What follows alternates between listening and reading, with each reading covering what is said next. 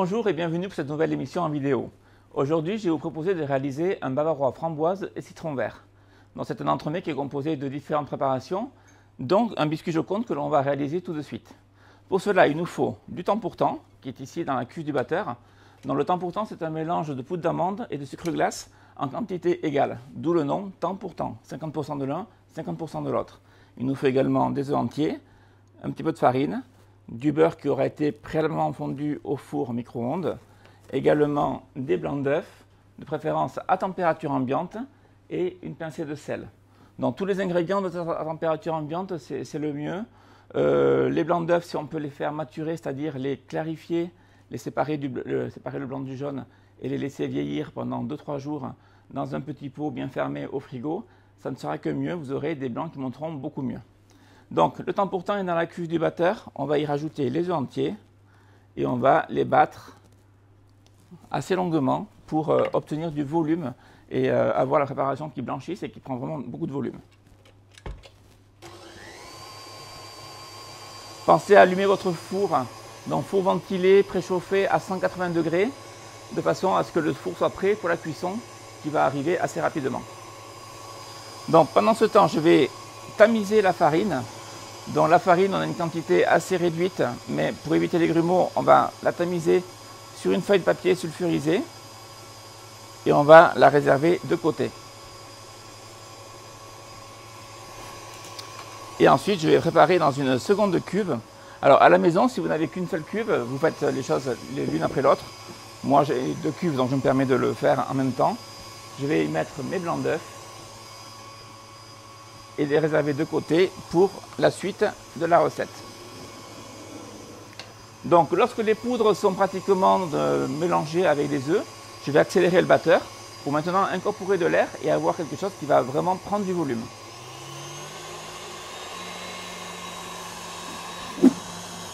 Donc voilà, notre préparation a battu pendant près de 5 minutes à vitesse maximum.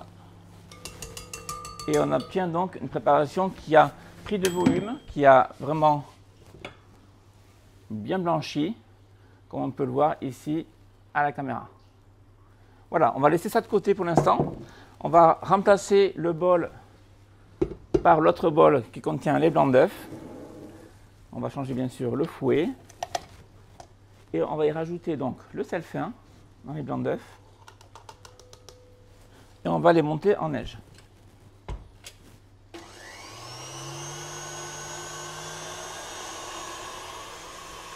Alors, une petite chose, si vous avez un grand bol comme moi et vous voyez que le fouet a du mal à bien battre les blancs, n'hésitez pas à le dégrafer lorsque celui-ci est en place, de façon à gagner quelques petits millimètres. Le fouet va descendre légèrement, il va mieux brasser vos blancs, ils vont mieux monter.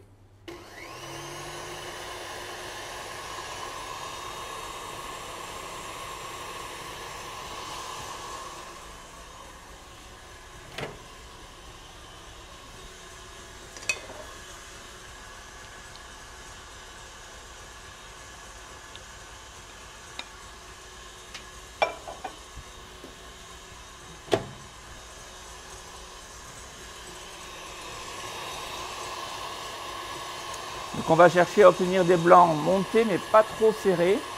On va les garder relativement souples.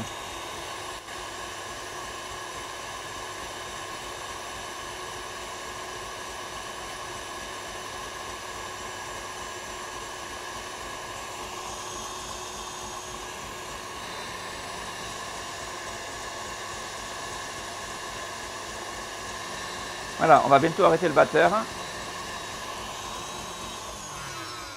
On ne va pas chercher à avoir des blancs qui vont en fait se casser et faire des gros morceaux. On veut des blancs qui restent relativement souples, comme ceci. Donc, on retire la cuve du batteur. Comme ça, on a tous nos éléments qui sont prêts. Et maintenant, on va faire le mélange final. Donc, on récupère la première cuve avec donc le temps pour temps et les œufs qui ont été bien battus. Je vais y rajouter la farine tamisée en une seule fois. Et là, je vais faire donc mon premier mélange délicatement. Donc, c'est incorporer ma farine à la masse œuf temps pour temps. Avant même que la farine soit incorporée entièrement, je vois encore des résidus de farine, j'y incorpore mon beurre. Alors si celui-ci s'est réfugié légèrement, vous le repassez au micro-ondes pendant quelques secondes, juste de quoi le refaire fondre totalement, sans le faire chauffer pour autant. Là c'est vraiment, on a juste la fonte du beurre, vous voyez c'est très rapide, quelques secondes, et je rajoute donc mon beurre fondu, mais froid ou alors très légèrement tiède, dans la masse, et je termine mon mélange. Ainsi mon beurre s'incorpore, et je termine d'incorporer ma farine. Alors de procéder ainsi, ça évite de faire un mélange trop poussé, qui ferait retomber la préparation. À chaque fois, je vais bien au fond pour être sûr qu'il n'y ait pas d'amas de farine qui soit descendu. Et là, je vais pouvoir maintenant incorporer donc mes blancs. Alors d'abord, je mets à peu près un tiers. Je mélange délicatement.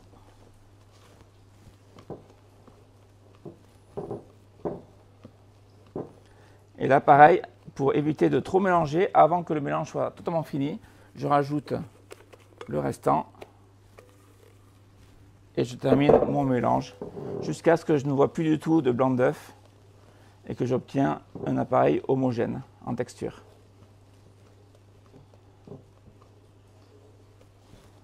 Alors mélanger délicatement, mélanger délicatement, ça ne veut pas dire mélanger lentement, ça veut dire mélanger avec soin en prenant des précautions, de ne pas faire retomber la préparation. Donc on ne mélange pas n'importe comment comme si je mélangeais au fouet, on mélange en faisant tourner la cuve dans un sens et en faisant monter et descendre la spatule, en allant bien au fond du récipient pour bien incorporer tous les éléments entre eux. Le mélange est terminé, je ne remue pas plus, toujours pour éviter de perdre du volume et de chasser l'air qu'on a eu un petit peu de mal à faire pénétrer, enfin du mal non, mais qu'on a voulu faire pénétrer dans la pâte avec le fouet, avec le batteur. Donc maintenant je vais prendre 2 plaques à pâtisserie que je vais recouvrir de papier sulfurisé. Alors pour les faire adhérer facilement sur la plaque, on peut y mettre un léger voile de matière grasse en dessous. Votre papier est fixé et vous aurez moins de mal à étaler votre préparation. C'est un petit truc bête, mais ça rend service. Voilà, comme ceci. Et je vais mettre un léger voile de bombe à graisse sur mon papier sulfurisé. Alors ce n'est pas indispensable, mais c'est pour améliorer le démoulage en fin de cuisson. Et donc je vais mettre mon biscuit, une première partie du biscuit sur la première plaque, la seconde partie sur la seconde plaque. En fait, je divise ma préparation en deux.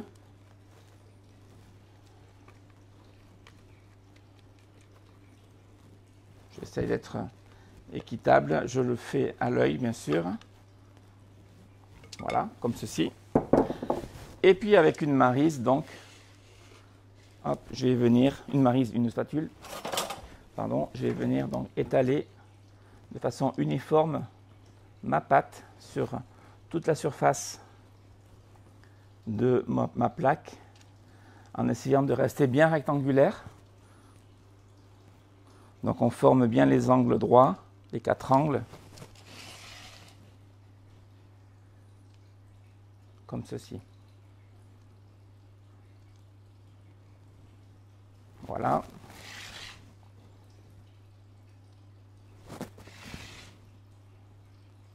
Voilà, je fais ça sur la première, je vais faire pareil sur la seconde.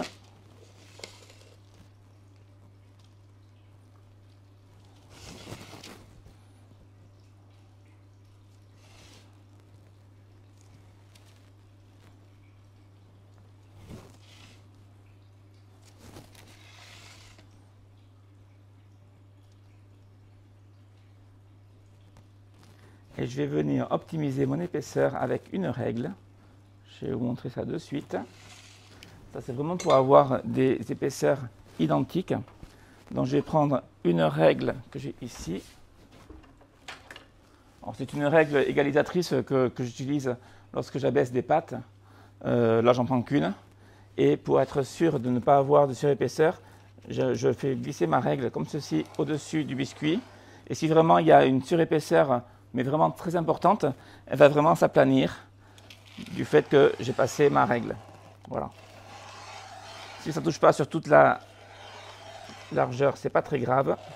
On peut passer plusieurs fois comme ceci, jusqu'à vraiment bien égaliser. Et je fais pareil sur le second biscuit. Mais là c'est bon, je ne dépasse pas dans la hauteur des bords de plaque, donc c'est parfait. Donc lorsque j'en suis là, je vais maintenant enfourner mes deux plaques immédiatement. Je ne vais pas les laisser pendant une demi-heure sur le plan de travail. La cuisson doit se faire de suite. Donc j'enfourne à 180 degrés et je vais les cuire pendant environ 10 voire 12 minutes.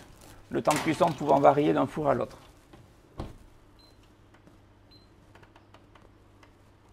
Voilà, c'est parti, on se retrouve juste en fin de cuisson. Bien, mon four vient de tourner, donc le temps de cuisson a duré avec mon four 12 minutes. Je vous avais dit au début de la cuisson entre 10 et 12 minutes. Donc il faut vraiment surveiller, il faut veiller à ce que votre biscuit soit suffisamment cuit.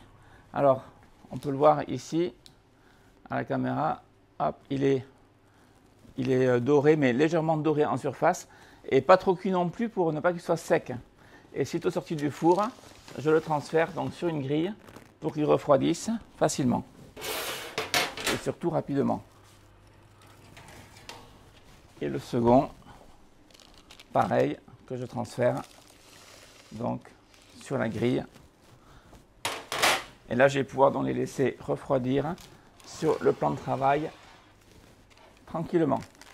Donc le résultat à la caméra, voilà, on obtient ça tout simplement. Bien, nous continuons avec donc une mousse au citron vert. Pour cela, il va nous falloir du jus de citron vert, donc que j'ai pressé au préalable et que j'ai mis dans une casserole. Également du sucre, une masse de gélatine. Alors j'ai pris la précaution de créer ma masse de gélatine en amont parce qu'il faut la laisser vraiment poser 15-20 minutes. Donc la masse de gélatine, c'est la composition de gélatine en poudre ou en feuille et d'eau.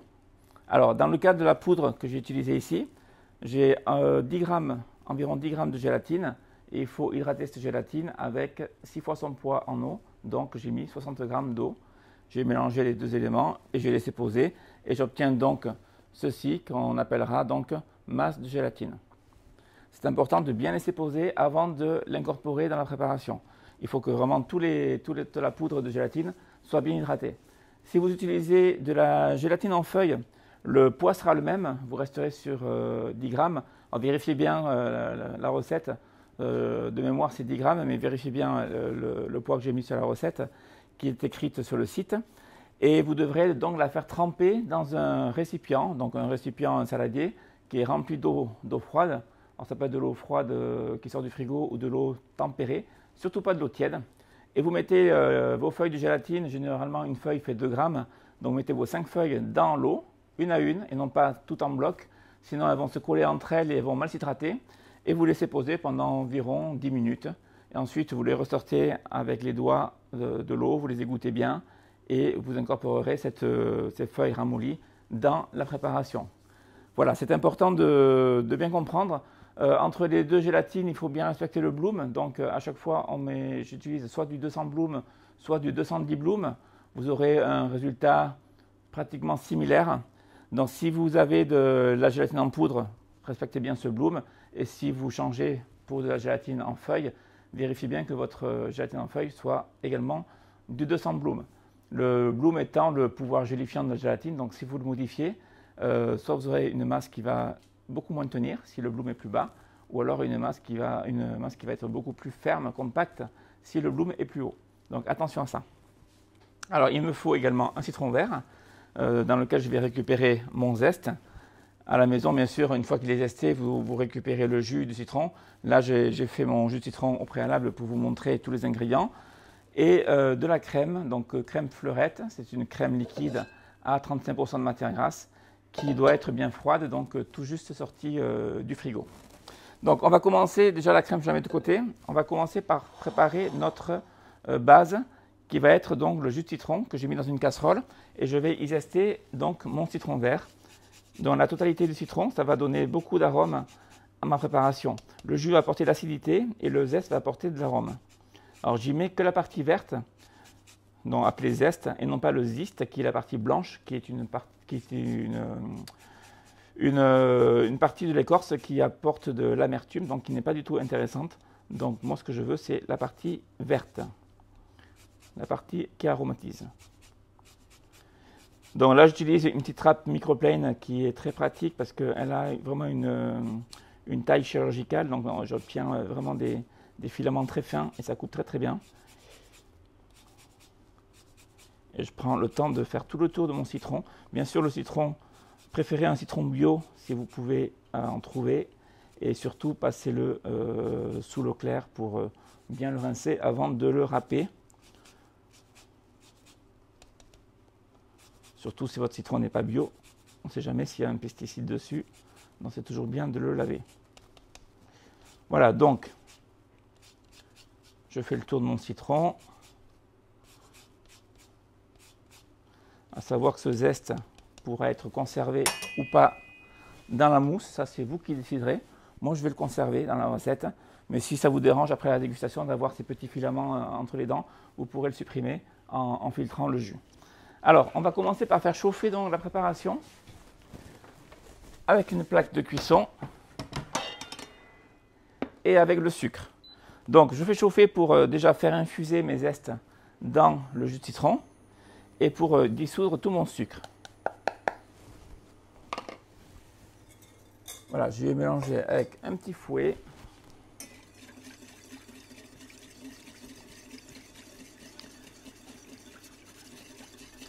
Lorsque le jus de citron sera chaud, je pourrai y incorporer donc ma masse de gélatine qui viendra fondre donc dans la masse tiède, dans la masse chaude.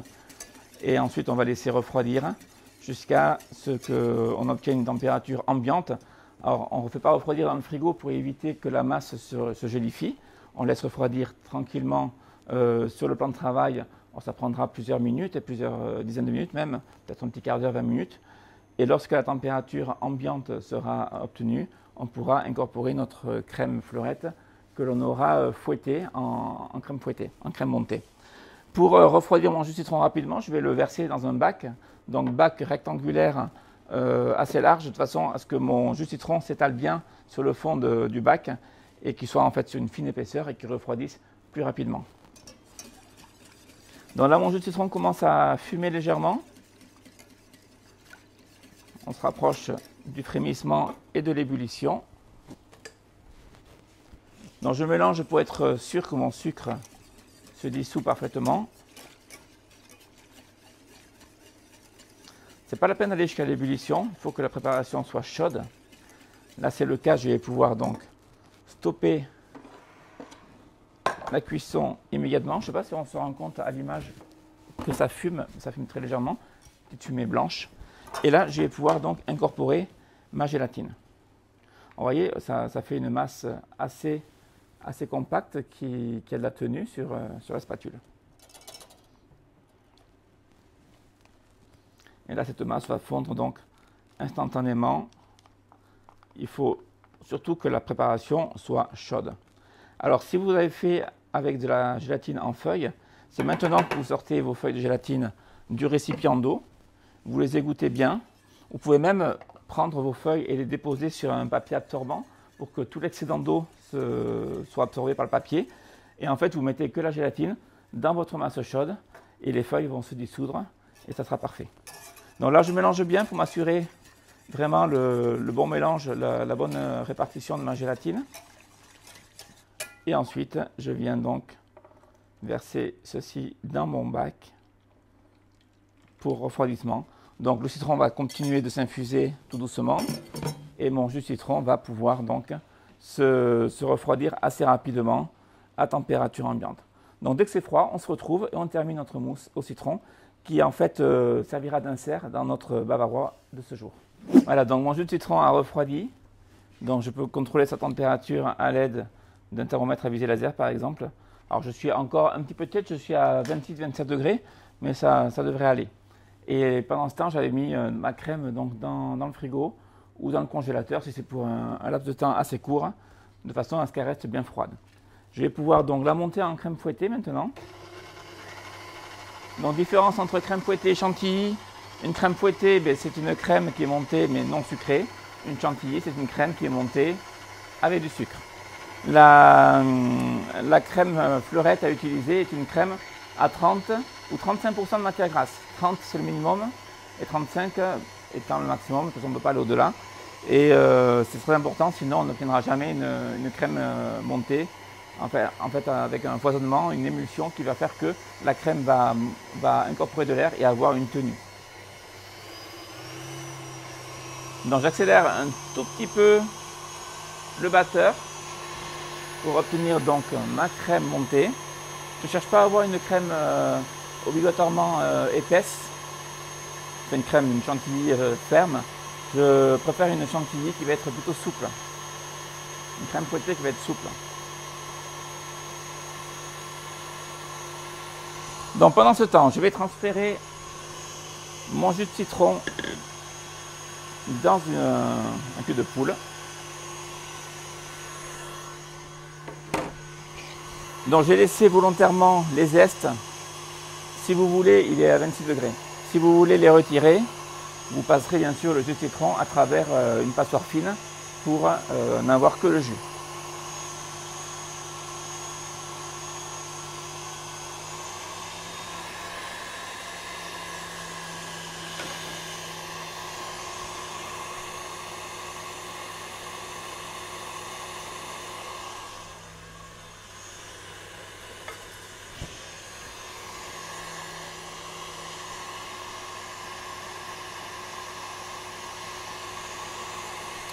Donc la crème va être montée assez rapidement, on a une quantité assez réduite, ça va aller assez vite.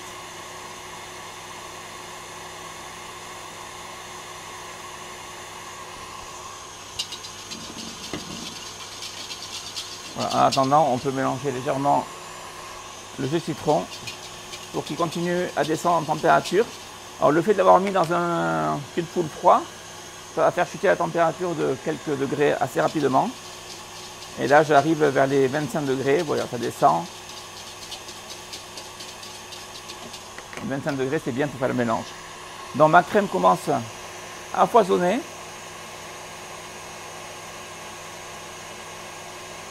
Donc elle commence à se transformer, à prendre du corps. Et lorsque je commence à voir les stries du fouet qui restent imprimées sur la crème en surface, je vais arrêter mon batteur. Bon là c'est le cas. Je vais arrêter mon batteur et je vais terminer de monter ma crème fouettée à la main pour vraiment bien maîtriser le foisonnement que je veux obtenir, pour ne pas aller au-delà. Je préfère m'arrêter avant et terminer à la main plutôt que de tout faire au batteur et d'aller trop loin. Et pour ceux qui ne le savent pas, si on va trop loin, on obtient du beurre. Alors bien sûr, à terme, on obtient du beurre. Donc là, j'ai une crème qui, regardez à la caméra, si je penche mon cul de poule, enfin ma cuve, elle est encore coulante, elle est souple. Je vais juste la raffermir un tout petit peu en mélangeant maintenant avec mon fouet et je termine le mélange comme ceci. Comme ça, je peux mieux vérifier la texture de ma crème et mieux savoir où j'en suis. Et je veux une crème montée qui reste souple. Vous voyez, quand je la prends avec le fouet, elle est relativement souple. Si je tape légèrement mon fouet, elle retombe de suite. Je ne vais pas la monter plus que ça. Ce n'est pas pour autant que mon insert sera plus fragile ou aura une moins bonne tenue. C'est juste que j'aurai quelque chose qui va être beaucoup plus facile à mouler dès le départ. Alors là, je vais mouler dans un cercle à mousse. Si c'était dans un moule en silicone, par exemple, avec des formes et il faut bien enlever les bulles d'air, c'est très pratique d'avoir un appareil relativement souple plutôt que d'avoir un appareil ferme dès le départ. Donc, je vais rajouter une partie de ma crème dans le citron et je vais commencer à faire un pré-mélange en mélangeant au fouet.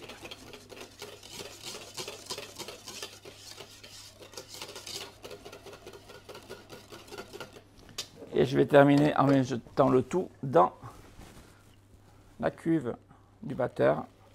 Alors là, j'ai un appareil en plus très liquide, étant donné que je travaille avec un jus et non pas avec une purée. Bien que l'appellation commerciale, c'est purée, si vous achetez par exemple le jus de citron tout prêt, comme on le vend sur le site. Mais c'est un jus, donc c'est beaucoup plus liquide en texture. Et c'est ma crème montée qui va donner une texture crémeuse. Voilà, je termine mon mélange assez rapidement au fouet.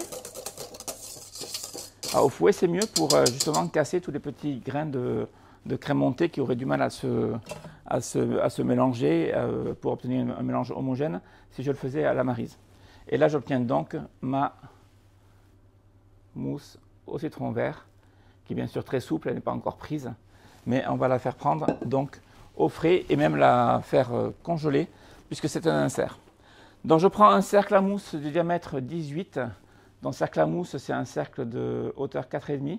On ne va pas le remplir entièrement, mais c'est pour être à l'aise que je prends un cercle aussi haut et diamètre 18 cm. Je vais obturer donc un des deux côtés avec du papier film que je viens tendre sur un des deux côtés et que je viens donc bien tendre, bien fixer sur les bords de façon à créer en fait un fond à mon cercle et de pouvoir verser ma préparation à l'intérieur. Alors il faut bien le tendre pour qu'il se colle sur tout le pourtour du cercle et que ce soit étanche. Et ensuite je le retourne de façon à ce que la partie obturée soit en dessous. Et là, j'ai plus qu'à le remplir. Alors, on va prendre une petite plaque à pâtisserie. Je me positionne dessus. Première chose à faire pour ne pouvoir le déplacer après facilement, parce que sinon, vous ne pourrez plus le déplacer si vous ne mettez pas une plaque dessous, ou alors ce sera très, très, très risqué. Et je vais venir donc garnir l'intérieur avec ma crème citron sur environ un petit centimètre. Voilà, comme ceci. Et je vais venir tapoter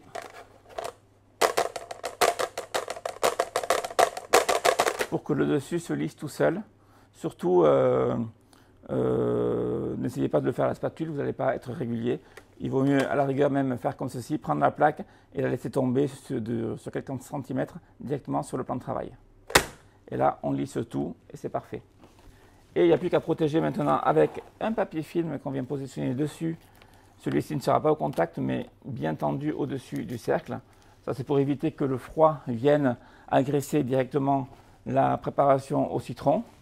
Et je vais la mettre donc au congélateur.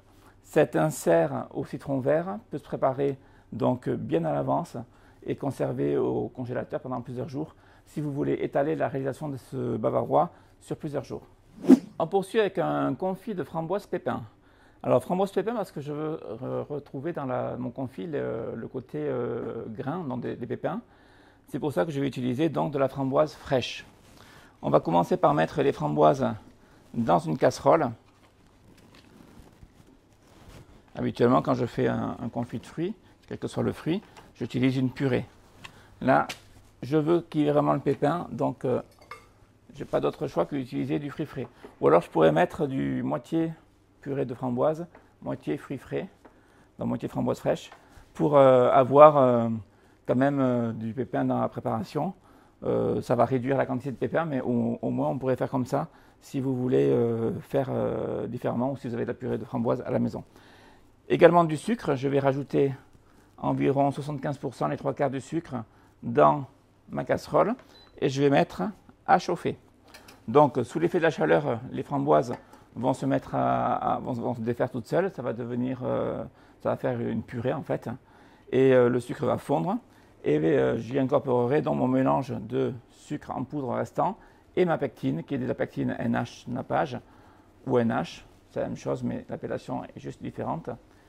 Je mélange ma pectine avec du sucre pour éviter la formation de grumeaux. Cette pectine va me servir de gélifiant pour que mon confit ait de la tenue. Donc je fais chauffer assez doucement mes framboises. Je peux aider à ce qu'elles s'écrasent en purée avec le fouet. Mais si vous les laissez tranquillement sur le feu, elles vont se mettre en purée toutes seules. Et progressivement, donc j'obtiens un coulis, une purée avec des morceaux plus ou moins grossiers qui vont petit à petit disparaître également. Mais surtout, j'aurai le côté pépin. C'est vraiment ce que je veux conserver ici.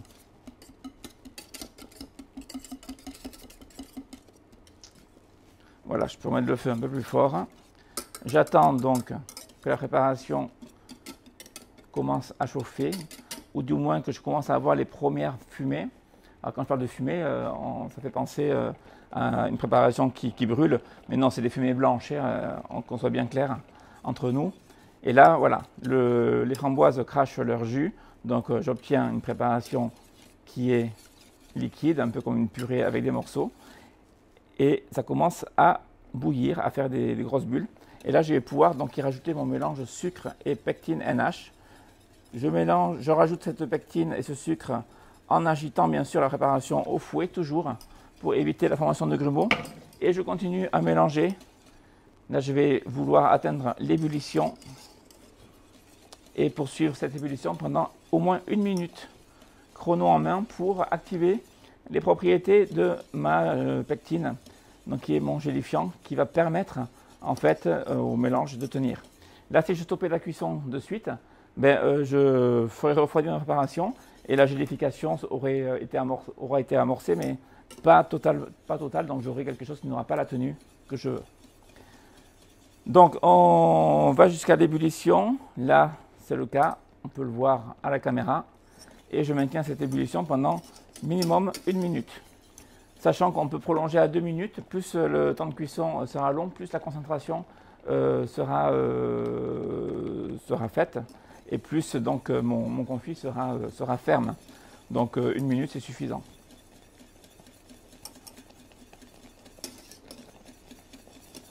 Voilà, là les morceaux de framboise ont quasiment disparu. Je suis sur une préparation totalement fluide, on va dire, sans morceaux. Et l'ébullition est bien présente et je maintiens cette ébullition pendant encore quelques dizaines de secondes.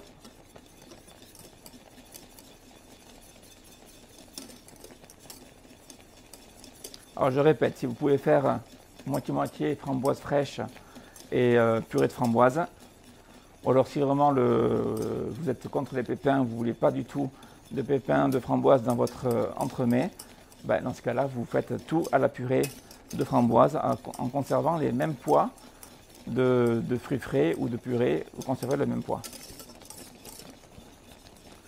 Voilà, je vais sortir donc ma casserole du feu.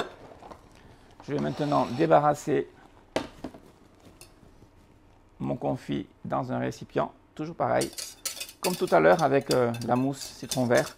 Je débarrasse dans un récipient large sur une fine épaisseur pour que mon confit refroidisse assez rapidement. On peut voir en surface, je ne sais pas si on se rend bien compte, ou peut-être à la caméra du dessus, tous les petits pépins, on les voit en surface. Voilà. Et là, on va le laisser refroidir, mais toujours à couvert pour éviter la formation d'une pellicule à la surface. En refroidissant, une croûte va se former et cette croûte après sera difficile à être retirée, voire même impossible. Donc on met directement un papier film au contact. Rassurez-vous, ce papier se retirera très facilement, sans perte de matière, lorsque le confit sera entièrement refroidi. Et donc je laisse refroidir à température ambiante, et lorsqu'il est refroidi, je peux le mettre donc dans le frigo. Sachez que ce confit peut être réalisé également la veille. Alors peut-être pas comme l'insert mousse citron vert qui lui peut être fait plusieurs jours à l'avance vu qu'il est au congélateur, mais le confit vous le faites la veille et vous le laissez toute la nuit dans le frigo et le lendemain il sera parfait. Bon, nos biscuits Joconde sont froids, on va maintenant les détailler. Donc ici j'ai pris un rectangle à mousse, donc inox, de 20 cm par 10 et on va détailler donc des rectangles dans ce biscuit Joconde. Alors je vais commencer par retirer le papier du dessous, donc le papier qui a servi à la cuisson du biscuit.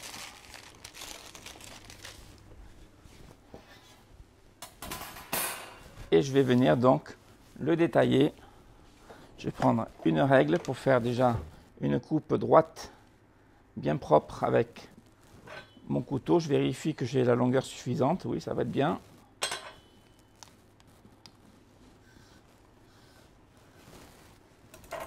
Voilà, et là je viens donc découper 3 rectangles. Alors plutôt que d'écraser, de m'en servir comme un porte-pièce, je préfère présenter le cadre inox et venir découper autour pour avoir une coupe beaucoup plus propre. Ensuite je vais présenter juste à côté en les faisant bien se jointer bord à bord. Je fais ma seconde coupe en suivant bien mon cadre et enfin ici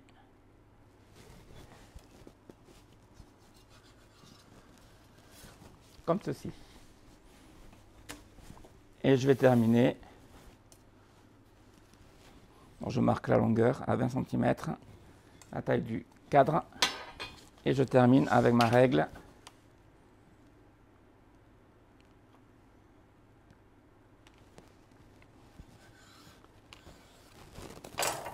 comme ceci. Donc j'obtiens 3 biscuits parfaitement réguliers. Vous voyez, il y a de la souplesse, dont le biscuit n'est pas sec. Ça c'est important, cette souplesse vous la conserverez si vous maîtrisez bien la cuisson. C'est-à-dire ne pas trop pousser la cuisson pour ne pas dessécher le biscuit. Je vais faire pareil avec le second. Donc je recommence, je coupe un côté pour faire une base bien droite, bien régulière. Alors je ne vais pas décoller du papier, mais bon, ça n'adhère pas plus que ça, mais je vais le faire quand même. Voilà, je retire le papier de cuisson. Et ensuite je viens donc positionner mon cadre.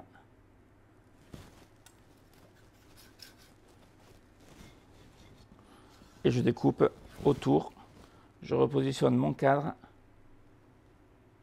Cette fois je découpe sur le côté qui n'a pas été taillé et je repositionne mon cadre et je viens couper sur le côté encore une fois ici.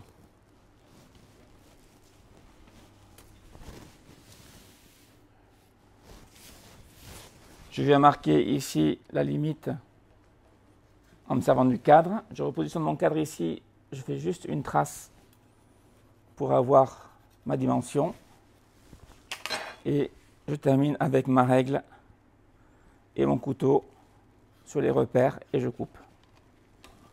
Et voilà. Et là j'obtiens donc mes 3 autres rectangles de biscuits Joconde.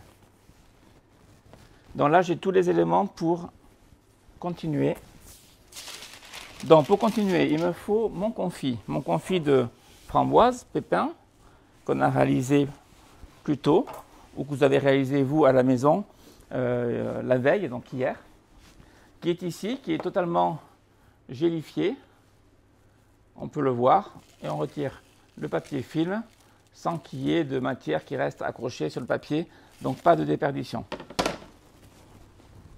Je vais débarrasser tout mon confit dans un cul de poule.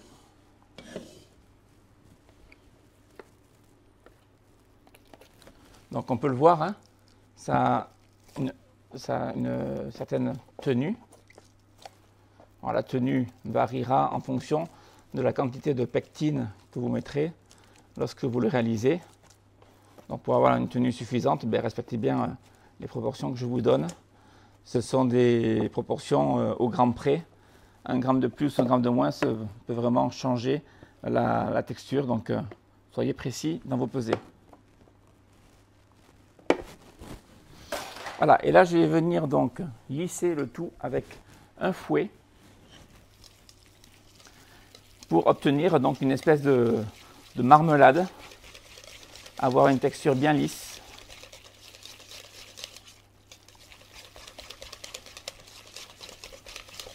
Et là je mélange donc vigoureusement.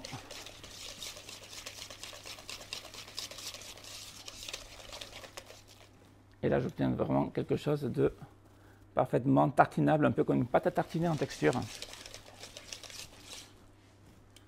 Voilà, on peut se rendre compte, ça reste accroché au fouet, vous voyez c'est une certaine texture tenue. Donc surtout je mélange bien, ça c'est important. Alors on pourrait le mixer, mais vu qu'il y a les pépins, c'est dommage. Si vous avez une préparation sans pépins, vous pourriez éventuellement le mixer, mais vous allez perdre aussi un petit peu de mâche. S'il y a un petit peu de graines de... Enfin, je ne parle pas des pépins, je parle de la pulpe des framboises fraîches. Si vous avez un peu de matière encore qui est présente, si vous mixez tout, vous allez avoir quelque chose de parfaitement lisse. Et c'est dommage de perdre un peu cette texture. Donc voilà, on obtient ça, on est d'accord. Hop. Je vais revenir avec ma maryse. On va tout bien corner. Je vais tout mettre dans une poche à douille. Alors, ce n'est pas obligatoire d'utiliser une poche à douille ici, mais c'est vraiment pour faire un travail propre et soigné. Donc, je préfère utiliser ce genre d'ustensile plutôt que d'étaler bêtement et de faire quelque chose d'approximatif. Donc, je mets ma préparation dans ma poche à douille. Hop. Voilà. Je mets vraiment tout.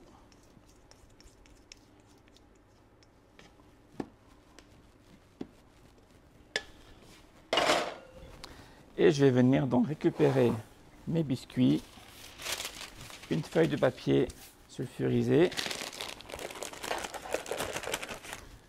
Je vais prendre mon cadre qui va me servir également. Je vais venir positionner au fond un biscuit. Et là, je vais venir donc pocher mon confit de framboise sur le dessus. Faire un trou pas trop gros au bout de la poche. Et là, je viens donc pocher comme ceci, proprement.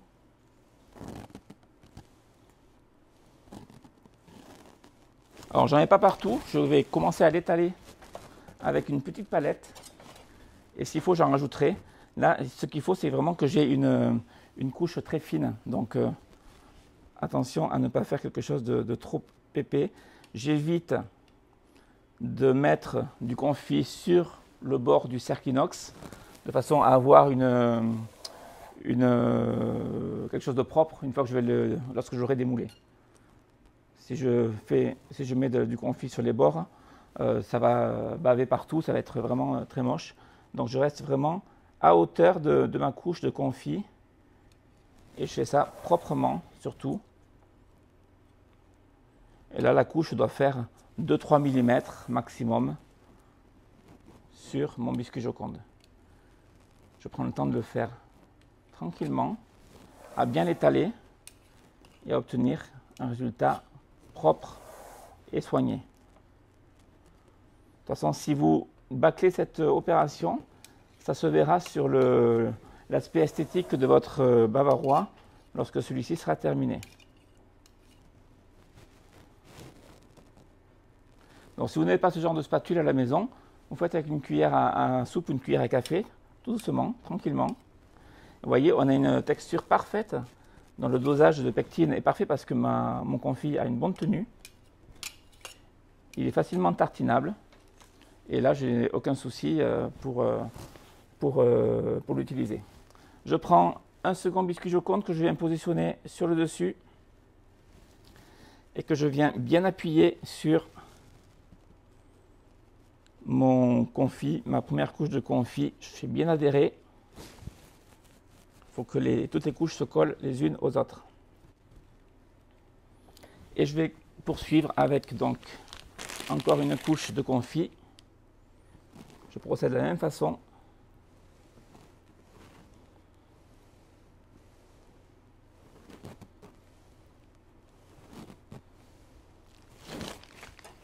Et là, je l'étale donc délicatement sans baver sur l'intérieur du cadre inox.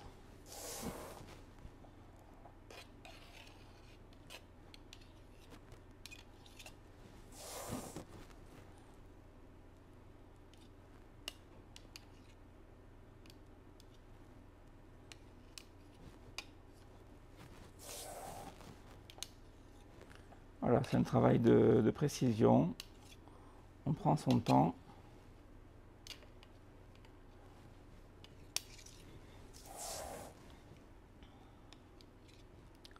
Surtout, on prend son temps. Ça.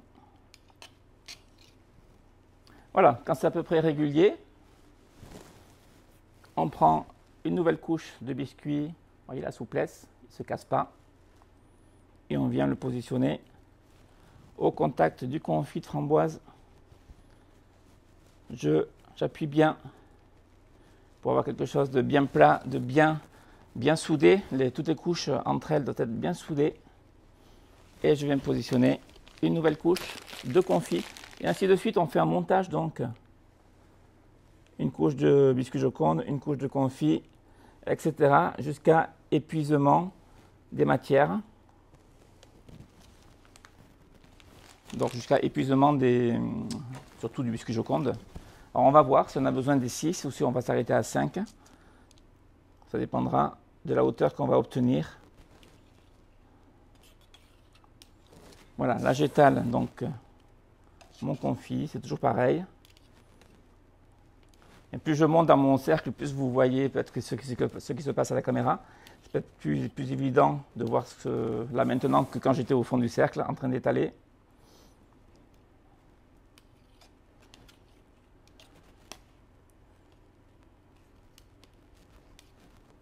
Voilà. J'insiste sur le fait de bien garder l'intérieur du cercle propre, de ne pas mettre du confit qui déborde, qui bave. Ça va se voir par la suite.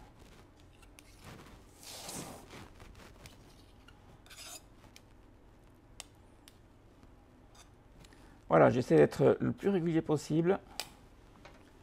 Je prends un nouveau biscuit. Alors, les épaisseurs de confit, on essaye d'être régulier. C'est-à-dire que quand on va démouler, ça serait bien que les couches soient quand même relativement homogènes. Il ne faut pas qu'il y ait une couche épaisse de confit, un biscuit, une couche fine de confit, un biscuit. Les biscuits sont pratiquement tous égaux. Mais la couche de confit, ça serait bien d'être régulier à ce niveau-là également. Donc là, je presse bien.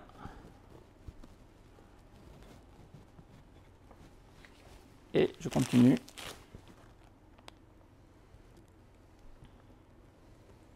Voilà, je pense qu'on va s'arrêter à 5 couches de biscuit Joconde, puisqu'on va arriver à hauteur du cercle. Alors, selon l'épaisseur de vos biscuits et selon l'épaisseur de votre confit, vous pouvez mettre 5 couches ou 6 couches. Voilà, ça dépend. Ça, vous le verrez lorsque vous ferez le montage.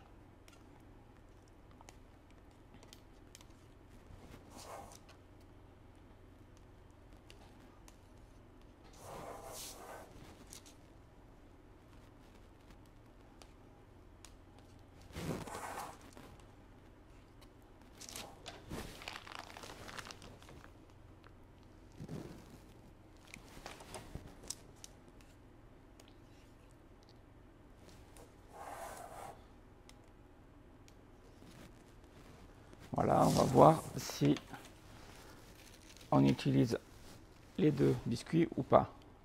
Donc je mets encore un biscuit, je suis presque à hauteur. Je suis à hauteur du cercle.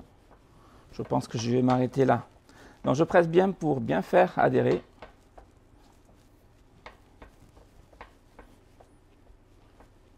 Comme ceci. Voilà, on va garder l'excédent de confit, on ne sait jamais, ça peut servir. S'il faut ajuster un petit peu. Et maintenant, je vais donc démouler le tout.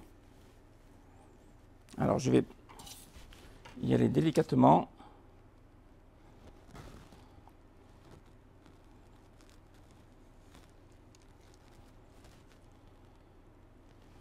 Voilà, pour obtenir donc ce que je voulais obtenir, donc des couches successives de biscuits et de confit. Donc ici, je suis sur 10 cm de large par 20 de long. Donc c'est 2 fois plus long que large. Donc on va couper le tout en deux, donc à 5 cm pour obtenir 2 bandes.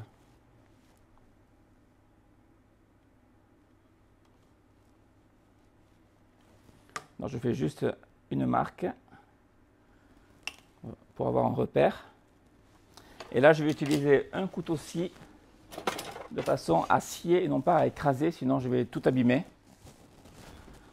En me mettant bien sur les deux repères.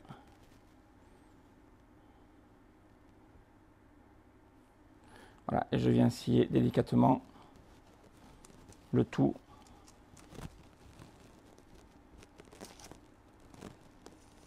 Comme ceci. Et là, je manipule toujours ma préparation délicatement, donc avec une spatule, pour ne pas tout abîmer. Et là, on peut bien voir à la caméra ce qu'on obtient au final. Voilà, donc ça, on va le mettre pour l'instant dans le frigo. Même si on va s'en servir très vite. Mais à la maison, le temps de faire un peu de rangement dans votre cuisine pour pouvoir poursuivre la recette, mettez-le dans le frigo, que ça prenne le froid et que surtout que ça ne s'abîme pas. Voilà, on se retrouve tout à l'heure donc pour la suite où on va préparer, faire le montage de notre entremets. Vous allez voir à quoi vont nous servir donc ces biscuits et ce confit de framboise. C'est pour une finition plutôt originale qui n'est pas courante dans les entremets qu'on peut voir de nos jours, mais qui est sympa à réaliser et qui donne un autre style, vous allez voir. On va poursuivre avec un biscuit dacquoise extra moelleux. C'est le biscuit qui va nous servir de base de notre bavaroise. Donc pour cela, il nous faut du sucre en poudre et de l'amande en poudre. Donc ces deux ingrédients vont être tamisés sur un papier sulfurisé.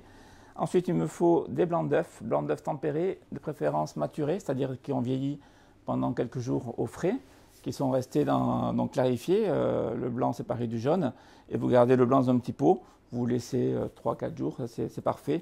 Si ce n'est pas le cas, ce n'est pas très grave, mais si c'est le cas, c'est mieux. Également une seconde pesée de sucre, également un petit peu de sucre roux, et ici donc un citron vert qui va nous permettre de parfumer ce biscuit. Donc je vais commencer par tamiser la poudre d'amande et le sucre en poudre. Donc je prends un tamis assez gros en maille, sinon vous allez avoir du mal à faire passer la poudre d'amande à travers. Vous voyez, poudre d'amande, ce qu'on obtient, on obtient des gros grumeaux, comme ici, là, on peut le voir à l'intérieur du tamis, ici. Voilà, ça c'est l'humidité ambiante qui provoque ces grumeaux. Voilà, on tamise juste pour détruire, pour supprimer ces gros grumeaux. Sinon, il n'y a pas trop d'utilité dans le tamisage ici. C'est pareil avec le sucre glace, là c'est pas le cas, mais si on utilise le sucre glace, souvent le sucre glace fait des gros grumeaux, c'est l'humidité ambiante qui provoque ces grumeaux. Donc un petit tamisage rapide et on obtient un bon résultat. Voilà, donc ici j'ai ma poudre d'amande et mon sucre en poudre, que je peux mettre de côté. Ensuite, on va donc monter nos blancs. Donc dans la cuve du batteur, je mets mes blancs. Et je vais commencer à les monter tout doucement. Alors, comme d'habitude, quand on a des petites préparations comme ceci et qu'on a une grande cuve, pensez à dégrafer le fouet. Alors, je me répète peut-être, mais c'est important, de façon à ce que le fouet puisse mieux attraper les blancs et mieux les battre en fait, et mieux incorporer de l'air.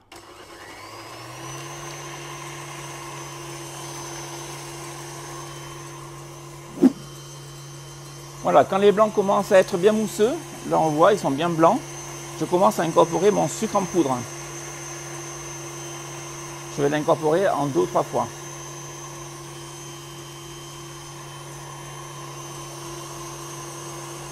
Alors, je n'ai pas le batteur qui est à vitesse maximum, je suis à vitesse moyenne 5-6 environ, sur une échelle de 10. Et j'incorpore donc tout mon sucre. Là, je vais terminer de monter ma meringue.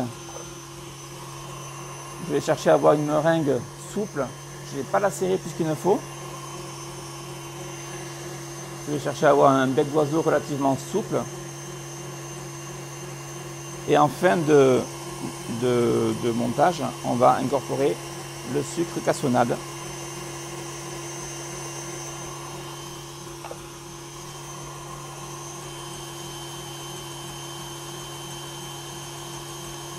qui va donner une coloration légèrement teintée à ma meringue et qui va apporter le côté extra moelleux et croustillant à mon biscuit. Voilà, on va arrêter de mélanger. Donc vous voyez, j'ai une meringue relativement souple. Je vais vous montrer le résultat qu'on obtient. Vous voyez, elle est très filante. On peut le voir, hop, ici et là. Vous voyez, ça fait le bec d'oiseau. Je vais vous remontrer, voilà, je trempe bien. Et là, j'ai un bec d'oiseau qui est bien coulant. Et si je penche mon fouet, en fait, vous voyez, il tombe bien vers le bas. Le bec ne reste pas à l'horizontale. En fait, je veux une meringue très souple. Donc, dans cette meringue, je vais venir y mettre mon zeste de citron vert.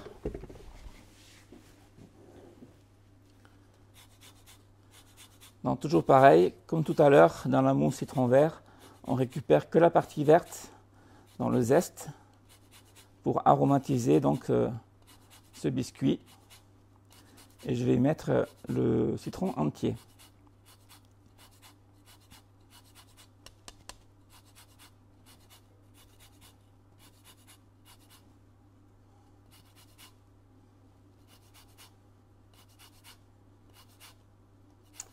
Voilà, pensez à allumer votre four, chaleur tournante, préchauffé à 200 degrés. Dès que le mélange sera terminé et que le biscuit sera mis sur la plaque de cuisson, il faudra l'enfourner immédiatement. Voilà, donc, hop, j'ai mon zeste sur ma meringue. Et maintenant, j'incorpore les poudres, donc à savoir l'amande et le sucre qu'on a tamisé tout à l'heure. Et je vais terminer mon mélange à la maryse délicatement.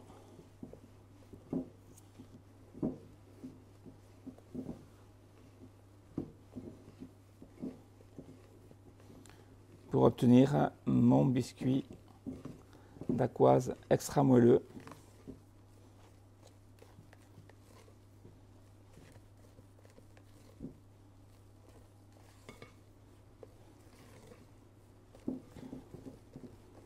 Voilà, je mélange bien, je m'assure vraiment à ce qu'il n'y ait pas de meringue qui reste nature au fond ou qu'il n'y ait pas de bloc de matière sèche, donc d'amandes qui restent non mélangées. Et donc, j'obtiens ma pâte ici que je vais utiliser immédiatement. Pour l'utiliser, je vais prendre une poche à douille, toujours pour pocher ma préparation de façon propre. On a toujours un travail plus précis avec une poche à douille qu'en en versant la pâte. Enfin, ça dépend des recettes, ça dépend des situations. Mais ici, je vais pouvoir faire quelque chose de bien plus propre, plus soigné.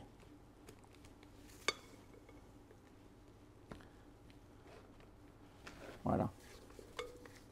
Il faut que j'arrive à jongler avec les caméras pour que vous puissiez bien voir ce que je réalise.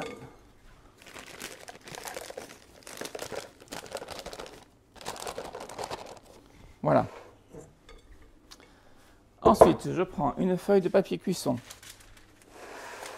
sur lequel je vais venir déposer un cercle à mousse.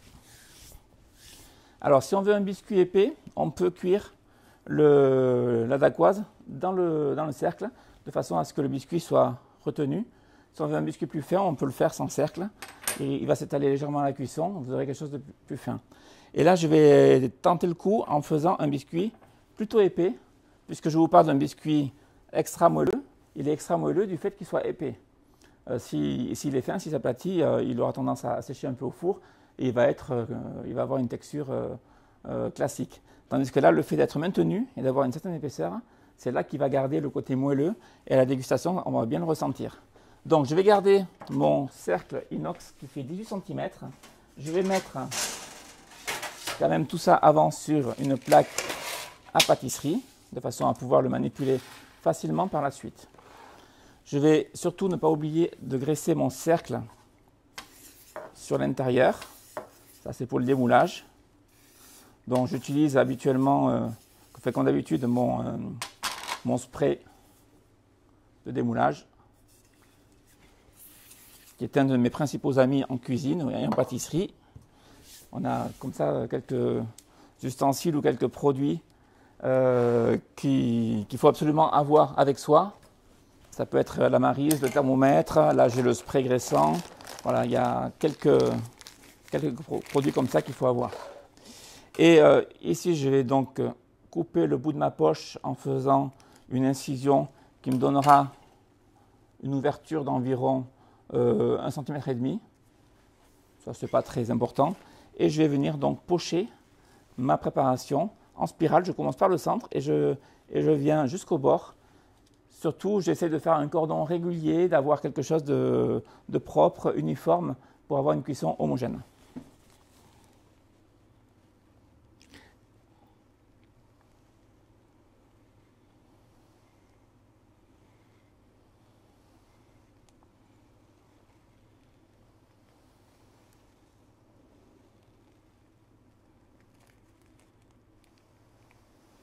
Voilà, et là, je vais vraiment jusqu'au bord pour toucher le cercle et obtenir donc ce résultat. Voilà, il ne me reste plus qu'à l'enfourner donc dans le four à 200 degrés et à le cuire pendant environ, on va partir sur 12-15 minutes et je vous dirai en fin de cuisson vraiment le temps que j'ai dû prendre pour le cuire dans mon four. Ça vous donnera une idée très proche de la réalité pour chez vous à la maison.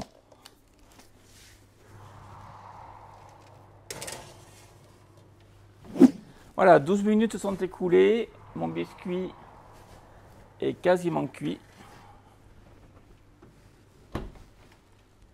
Donc voilà le résultat obtenu après cuisson. On a le dessus qui est bien doré, mais malgré tout, au toucher, il reste moelleux. Donc je vais d'abord le démouler tant que celui-ci est chaud. Pour cela, en prenant un torchon pour ne pas vous brûler, on va passer délicatement une lame de couteau tout autour. Mais bon, comme le cercle a été graissé, il n'y a pas trop de soucis d'adhérence. Je retire mon cercle. Donc vous voyez, je vais vous remontrer, on a quand même une certaine épaisseur. Et c'est ça qui donne du moelleux au biscuit. Et là, je le transfère donc sur une grille pour qu'il refroidisse rapidement.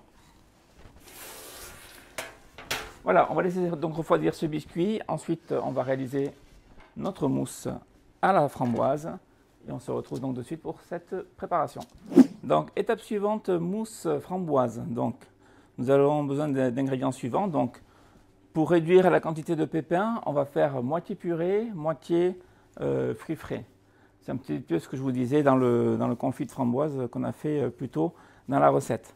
Donc, la purée de framboise, différence entre purée et coulis, une purée est sucrée à hauteur de 10% du poids de purée de fruits, tandis qu'un coulis est beaucoup plus sucré et il sert généralement à accompagner un dessert. Un petit peu comme une crème anglaise accompagne également un dessert. Donc, framboise fraîche, purée de framboise, masse de gélatine. Comme tout à l'heure, la masse de gélatine, c'est de la gélatine en poudre avec l'eau d'hydratation, qu'on laisse poser au moins 15 minutes. Un peu de sucre et de la crème, crème fleurette, donc crème liquide à 35% de matière grasse, max minimum, enfin 30-35%, pas en dessous en tout cas, que la crème puisse bien monter. Donc, on va commencer, déjà la crème, vous la gardez au frais. On n'en a pas besoin tout de suite. On va commencer par faire chauffer notre purée de framboise. On va y rajouter les framboises fraîches. On va y rajouter le sucre. Et on va faire chauffer tout ça jusqu'à ce que les framboises donc, se défacent, deviennent en purée, que le sucre fonde en totalité dans la framboise. Et ça, on va y arriver assez rapidement. Les framboises fraîches n'auront aucune tenue à la cuisson. Et on va avoir donc une espèce de purée avec des morceaux plus ou moins grossiers.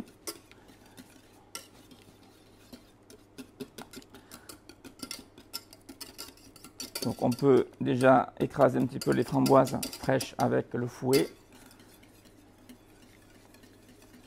Et on cherche non pas à cuire, non pas à atteindre une ébullition pour la purée de framboise, mais juste obtenir une température tiède, juste de quoi pouvoir incorporer la gélatine sans modifier en fait le goût de la framboise naturelle.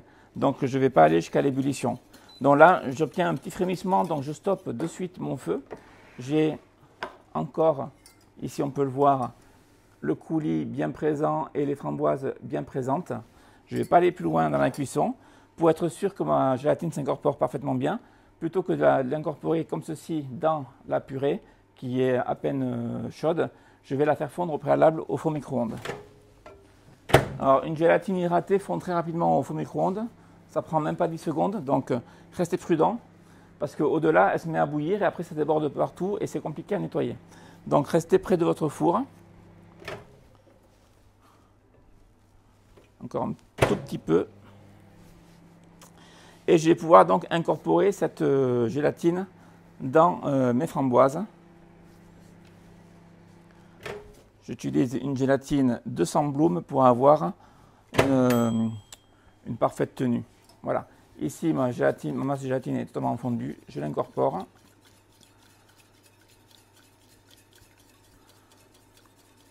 Et comme ça, je garde vraiment le fruit comme s'il était frais.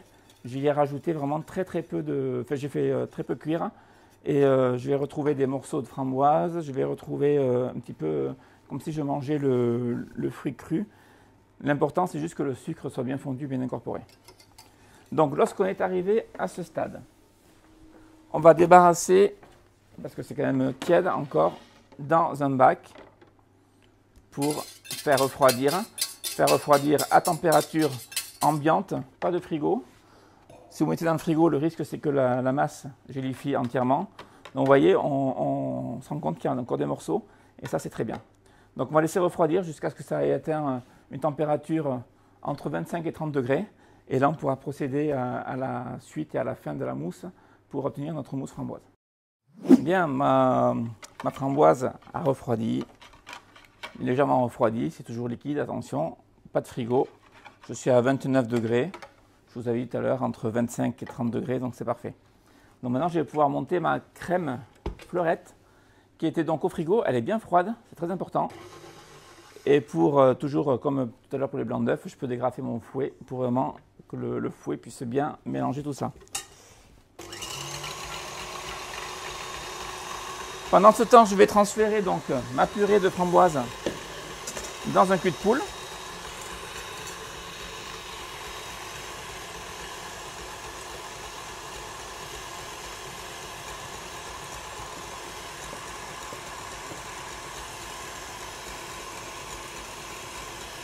Voilà, ça c'est pour faire le mélange.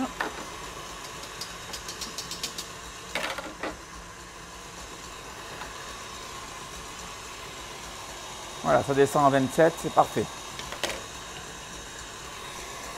Alors la crème fleurette en crème fouettée, comme pour la mousse au citron vert, on veut une crème montée qui n'est pas trop montée, donc qui reste souple. Ça n'empêchera pas d'avoir une mousse framboise qui aura de la tenue. C'est l'idée qu'on peut s'en faire. Le fait que ce soit souple, ça va pas tenir. Non, c'est faux. Si vous avez mis la gélatine, il n'y a aucun souci. Donc je vais terminer de monter ma crème à la main, comme tout à l'heure, de façon à mieux sentir et mieux me rendre compte de la texture que j'ai obtenue.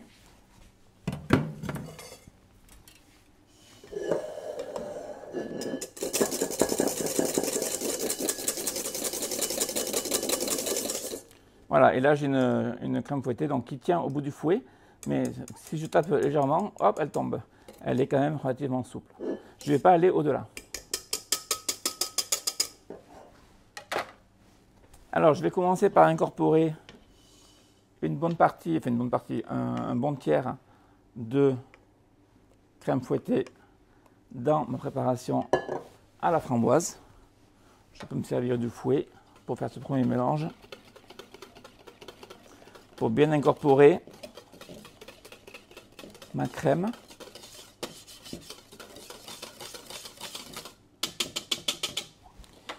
Et là, je vais pouvoir ajouter donc le restant de ma crème fouettée.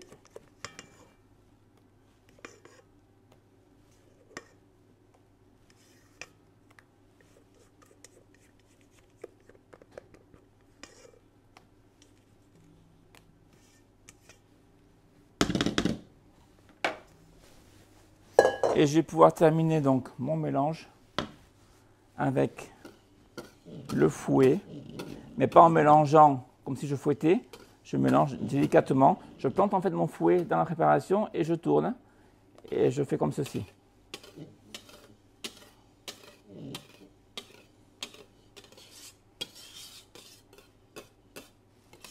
Voilà, progressivement, j'obtiens donc un mélange. Il faut que la couleur soit homogène. Alors c'est normal qu'on ait des morceaux, qu'on ait un mélange qui ne soit pas régulier, du fait qu'on ait encore des framboises en morceaux à l'intérieur.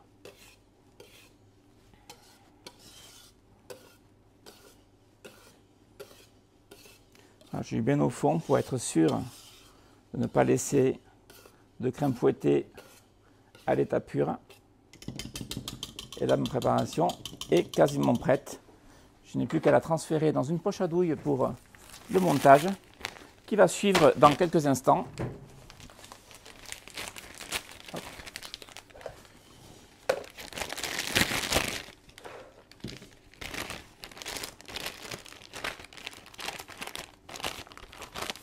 Alors, c'est pas la peine de mettre une douille au fond de la poche.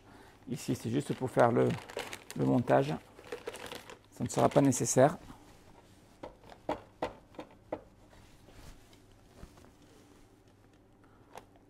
Voilà, et je verse le tout à l'intérieur de ma poche. Comme ça, je suis prêt. Et on se retrouve donc dans quelques instants pour le montage final de notre gâteau, qui devra passer après plusieurs heures au frais pour qu'il gélifie, qu'il ait une bonne tenue avant la phase finale, mais ça sera pour plus tard. Alors, à de suite pour le montage de ce bavarois. Voilà, nous voici arrivés au moment du montage donc, de l'entremets. Alors, cercle à mousse diamètre 20, donc mousse hauteur 4,5. Ensuite, on va prendre un ruban PVC que je vous montre ici, qui fait une hauteur de 5 cm. Donc, je prends la circonférence du cercle pour couper une longueur suffisante. Alors, si c'est plus long de 2-3 cm, c'est pas grave. On cherche à ce que les deux bouts se chevauchent l'un sur l'autre, comme ici. Hop. Et on le positionne à l'intérieur du cercle. Voilà, dessous j'ai une planche. Je vais prendre donc mon biscuit qu'on a réalisé, qui était stocké au frais, et je vais détailler donc des tranches avec un couteau à dents, des tranches d'environ 1,5 cm d'épaisseur. Surtout, je vais essayer de faire des tranches régulières pour obtenir vraiment une jolie finition rayée comme ici.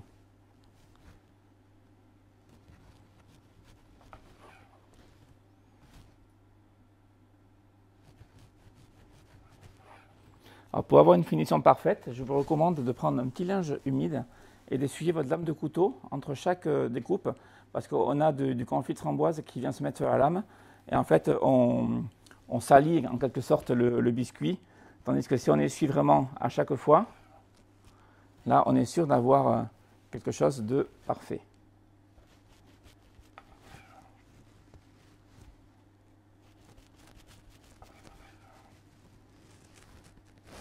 Alors on va avoir un petit peu trop de préparation pour faire qu'un seul entremets.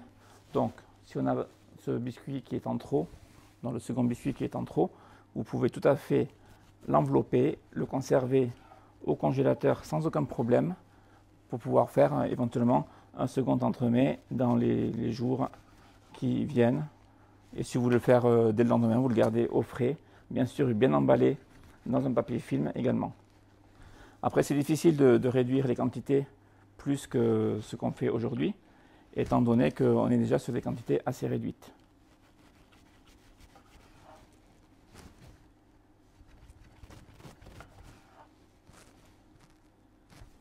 Voilà.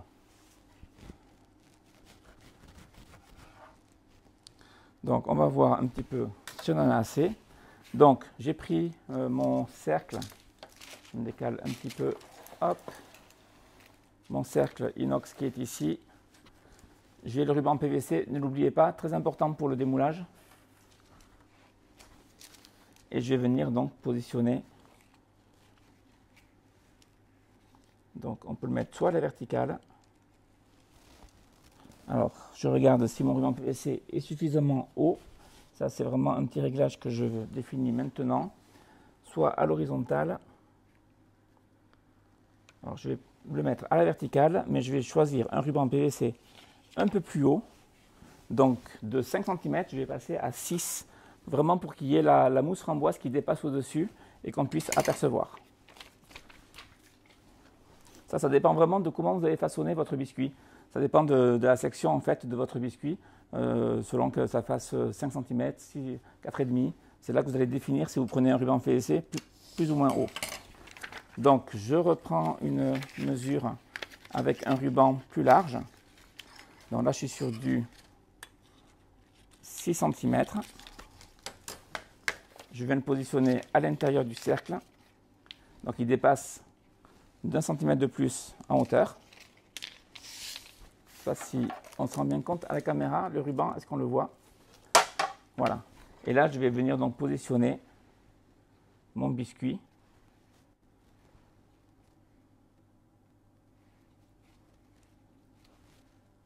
À la verticale.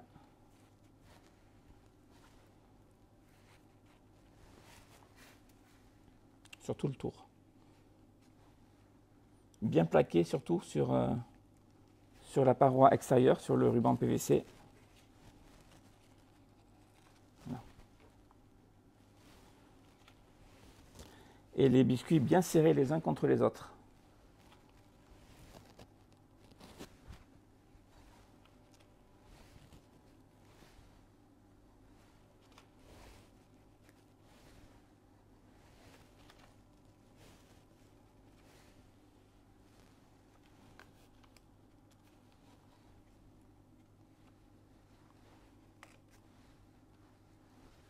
Là encore, il va me manquer un.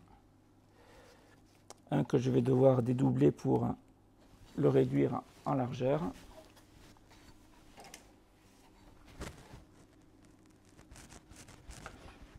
Voilà, et je vais enlever, mettons, 2 couches. Voilà, là je vais pouvoir venir terminer mon montage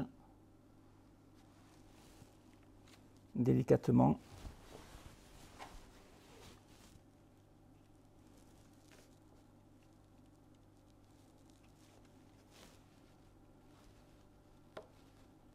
Comme ceci. Donc voilà le résultat que l'on obtient après montage. Les biscuits sont bien serrés. Alors je les ai mis tous à la verticale. On aurait pu faire un vertical, un horizontal. Ça c'est une finition, c'est vous qui choisissez. C'est selon votre envie. Ensuite, je vais venir donc mettre mon biscuit d'aquoise réalisé au préalable et refroidi surtout au fond. Alors normalement il doit rentrer parfaitement bien. Donc je suis sur un biscuit d'aquoise qui a été fait sur un diamètre de 18. Là le cercle à mousse que j'utilise c'est un diamètre 20. Donc ça me laisse une marge de 1 cm sur tout le pourtour pour insérer mon biscuit avec le confit de framboise. Mon biscuit Joconde. Voilà, donc je vais venir mettre de la mousse framboise sur le fond.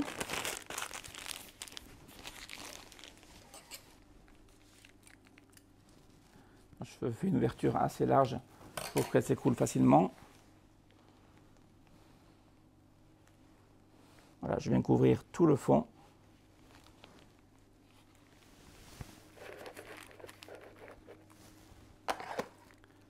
Ensuite, avec une petite palette, je vais venir remonter sur les bords pour que ma mousse framboise en fait adhère bien au biscuit qu'il y a sur le pourtour, au biscuit Joconde.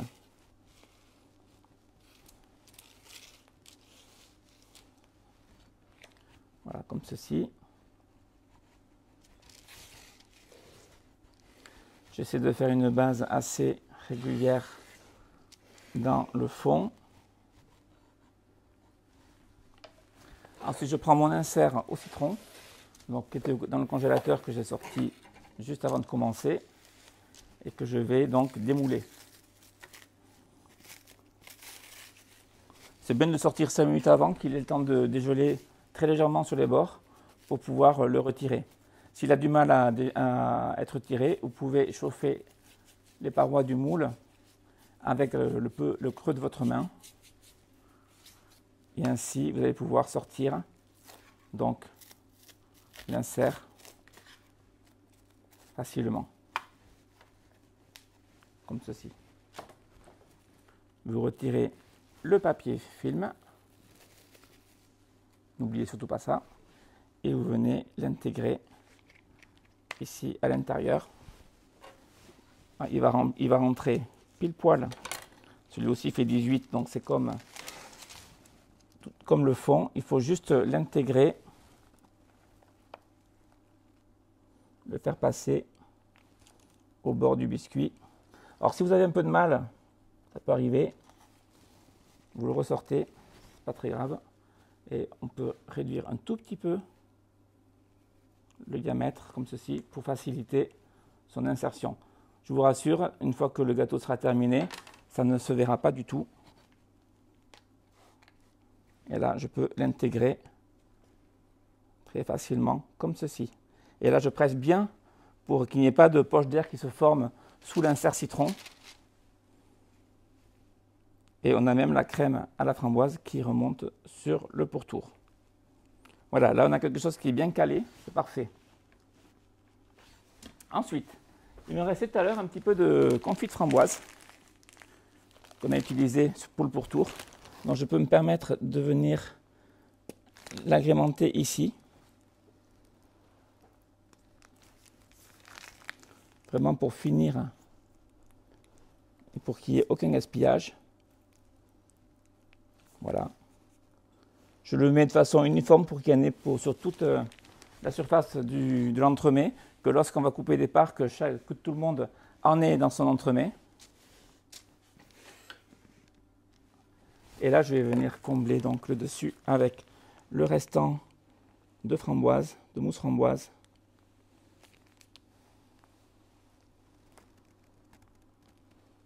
Je vous rappelle qu'il y a le ruban PVC qui est plus haut que le bord du cercle. Donc, on ne le voit peut-être pas bien à l'image, mais moi, je peux combler jusqu'à hauteur.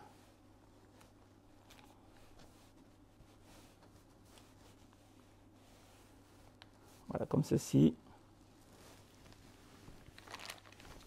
Et je vais venir terminer en lissant avec une spatule. Alors, délicatement, je vais aller de l'intérieur vers l'extérieur, sachant que mon bord en PVC est souple. Donc j'y vais vraiment très délicatement pour ne pas écraser le bord. Si je manque de préparation, j'en rajoute un tout petit peu. Il vaut mieux qu'il y en ait un peu trop qu'un peu moins. Et avec la spatule, on retire l'excédent.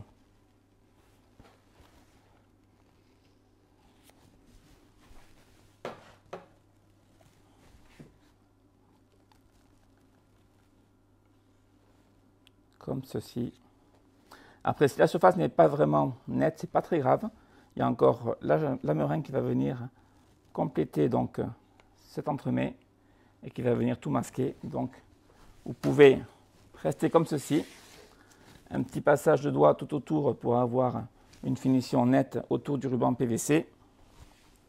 Et là, on va filmer donc le tout avec un papier film au contact. Et on va placer donc l'entremets au frigo si c'est pour le consommer rapidement. Si c'est pour le consommer dans 3-4 jours, vous pouvez le mettre dans le congélateur sans aucun problème. Il supportera très bien la congélation. Voilà, maintenant on va le laisser prendre donc dans le frigo ou le congélateur selon le choix qu'on aura pris. Et on se retrouvera pour la finition, donc la meringue qu'on va venir déposer sur le dessus. Bien, notre entremets a passé la nuit donc dans le frigo. Toutes les mousses se sont donc raffermies. Maintenant, nous allons faire la finition. Donc, cette finition est composée d'une meringue italienne Pour cela, il nous faut du sirop de glucose que j'ai déjà placé ici dans la casserole. Également donc des blancs d'œufs évidemment, du sucre en poudre et un petit peu d'eau. Donc on va faire un sucre cuit. Je vais mettre donc l'eau et le glucose qui est déjà ici placé dans la casserole et je vais y rajouter le sucre.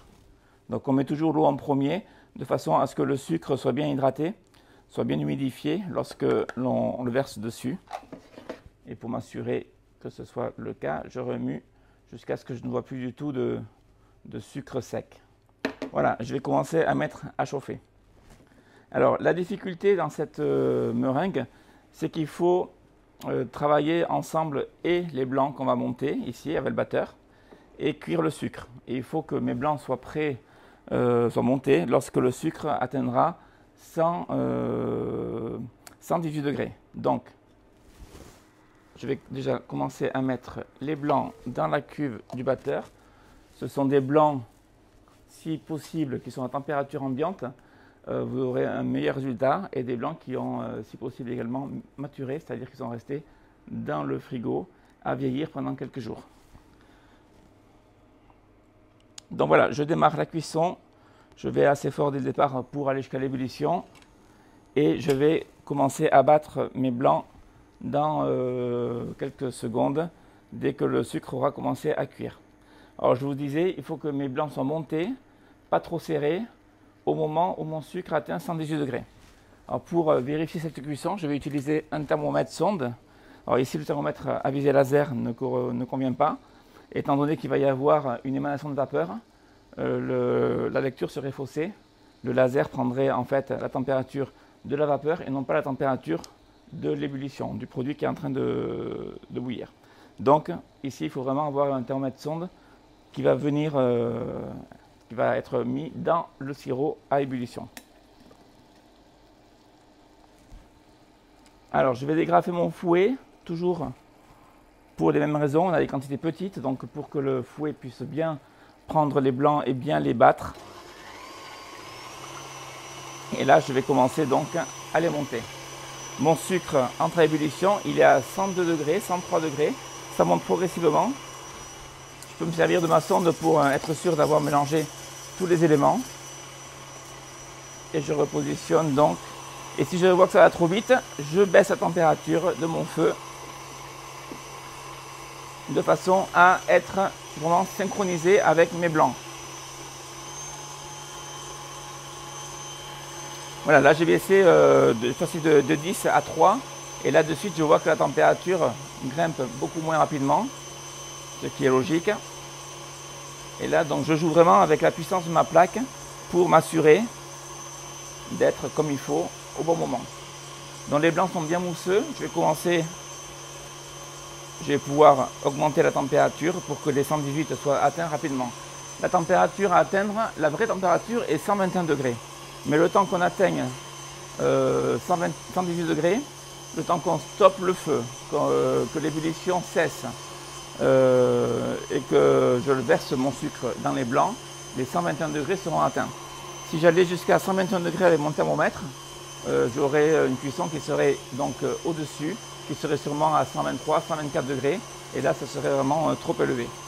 Donc c'est pour ça qu'on s'arrête à 118.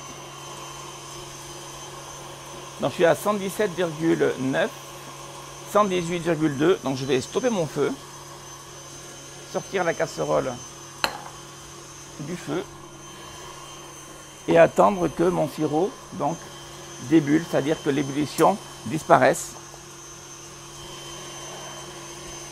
Et là j'ai donc mes blancs qui sont montés, qui sont souples. Là j'ai mon sirop qui est quasiment prêt et je vais le verser directement dans la cuve. Alors je fais en sorte que mon sirop ne touche pas les parois de la cuve, sinon il va rester figé dessus. Et j'essaie de faire en sorte que mon sirop ne touche pas les fils du batteur, du fouet, pour ne pas que le fouet attrape le sirop au passage et le projette sur les parois.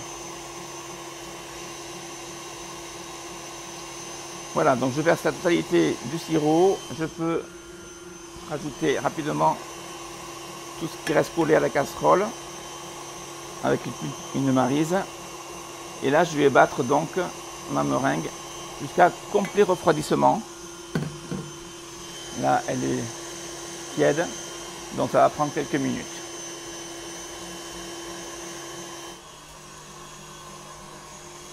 Pendant que la meringue est en train de refroidir, j'ai sorti mon entremets donc, du frigo. On va le démouler. Donc déjà, on retire délicatement le papier film qui était dessus.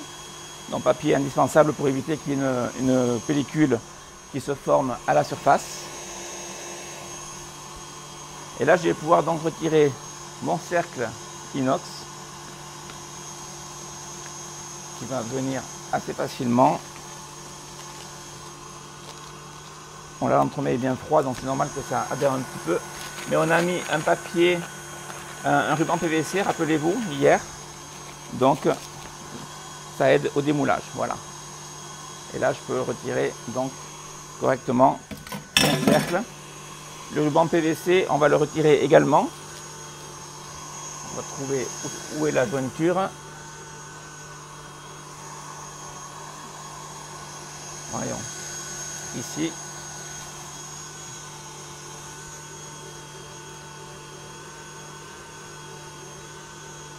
Voilà, je vous montre à la caméra, la jointure est ici, et là je déroule délicatement le ruban. N'oubliez pas de le retirer, sinon vous aurez un problème à la découpe. Voilà, maintenant on va transférer donc notre gâteau sur le plat de service.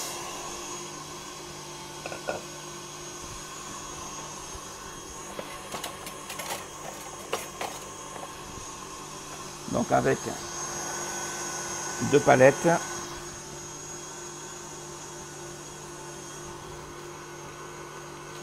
Comme ceci.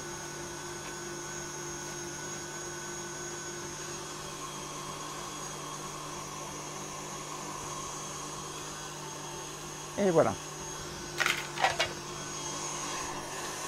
Donc là, on peut bien se rendre compte du côté visuel qu'on a voulu créer avec donc, le biscuit et son confit de framboise qu'on a réalisé hier. Et vous voyez, ça tient parfaitement bien. Donc on va revenir sur la meringue.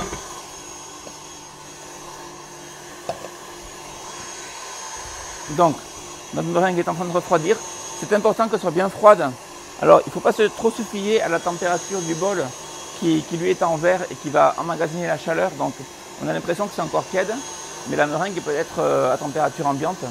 Donc, pour le vérifier, là, cette fois, je vais utiliser le thermomètre à visée laser et je vais aller voir directement à l'intérieur la température de la meringue, qui est à 31 degrés. On va la laisser battre encore un tout petit peu. Pendant ce temps, je vais me préparer une poche à douille qui sera munie donc d'une douille Saint-Honoré, voilà, avec la petite fente en V sur le dessus, que je vais venir insérer dans ma poche à douille.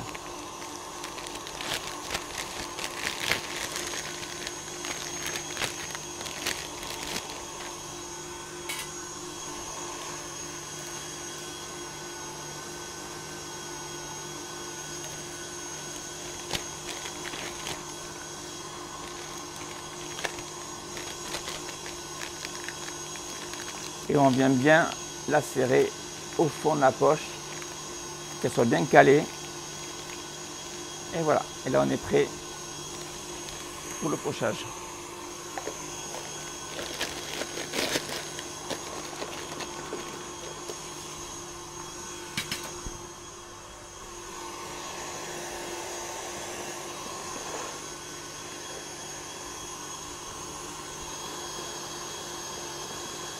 Voilà, je suis à 28 degrés.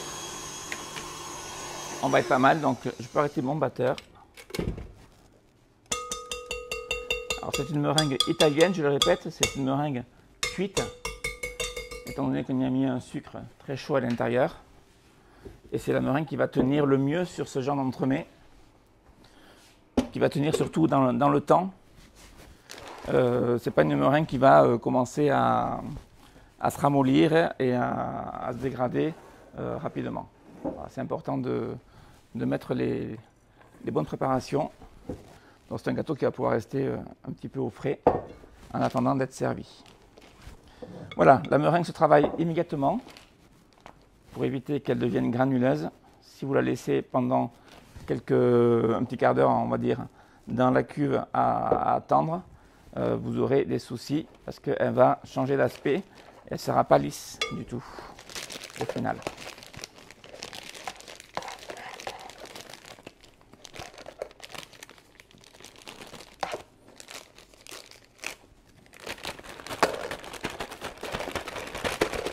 Voilà, je vais en rajouter un petit peu.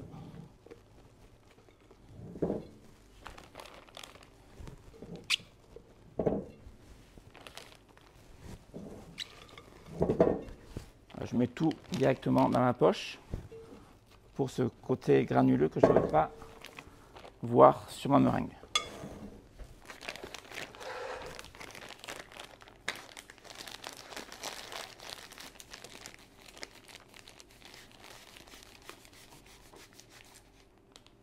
Voilà, j'amène la meringue jusqu'au bout de la douille. Et là, je suis prêt. Donc, je vais faire un petit test ici sur ma plaque, juste pour voir comment elle sort. C'est parfait. Et je vais pouvoir la pocher donc immédiatement sur mon gâteau. Alors, je vais commencer par faire une couronne tout autour, du bord vers l'intérieur.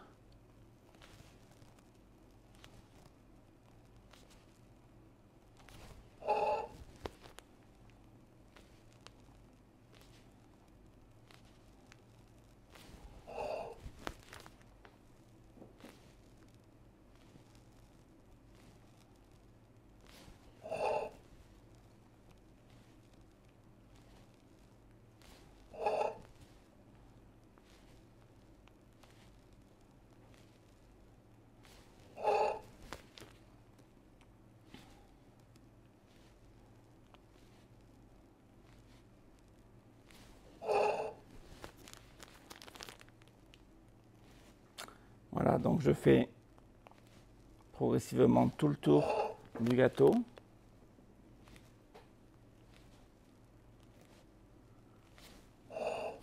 Je répète, j'utilise la douille Saint-Honoré.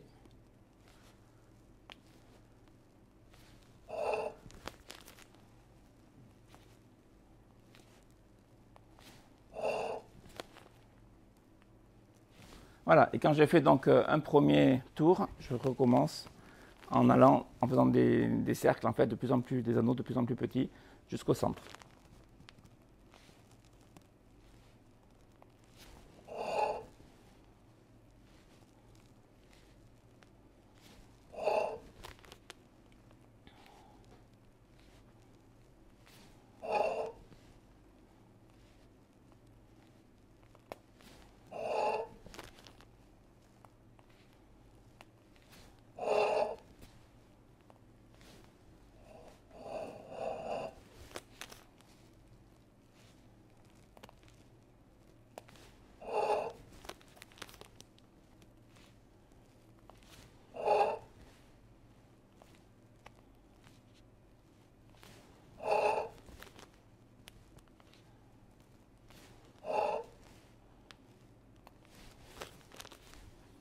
Gaëtan, tu pourrais aller me chercher s'il te plaît des framboises? Il y en a dans le frigo. Merci.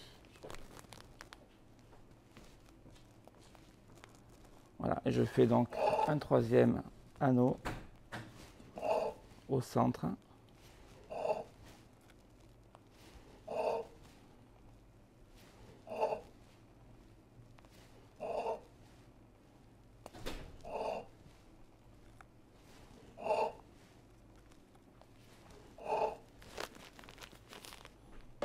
Merci.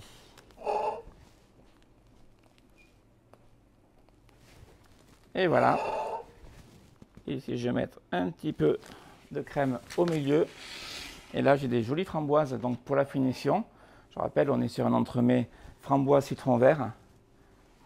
On va positionner une framboise ici au centre.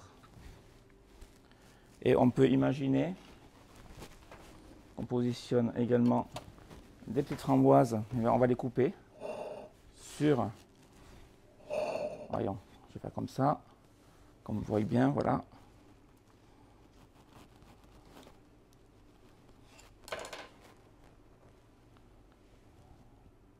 Sur l'entremets, en les positionnant.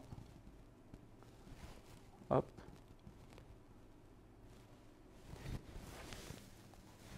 Sans les ranger, en les disposant un petit peu de façon aléatoire.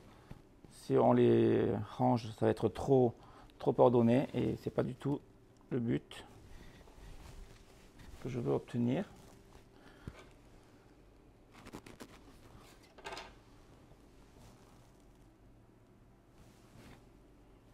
Voilà, et pour finir, Gaëtan, tu vas attraper un citron vert. Non, je l'ai là, c'est bon, merci. Et pour finir, comme on est au citron vert également, on a du citron vert à l'intérieur, je vais venir donc mettre un petit peu de zeste de citron vert sur l'entremets. Alors j'ai volontairement pas coloré la meringue avec le chalumeau, justement pour que le citron vert puisse bien ressortir et qu'on garde bien un dessus du gâteau qui est bien blanc.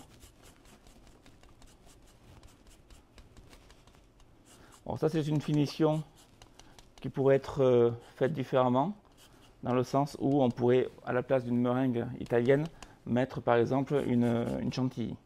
Ça c'est vous qui voyez.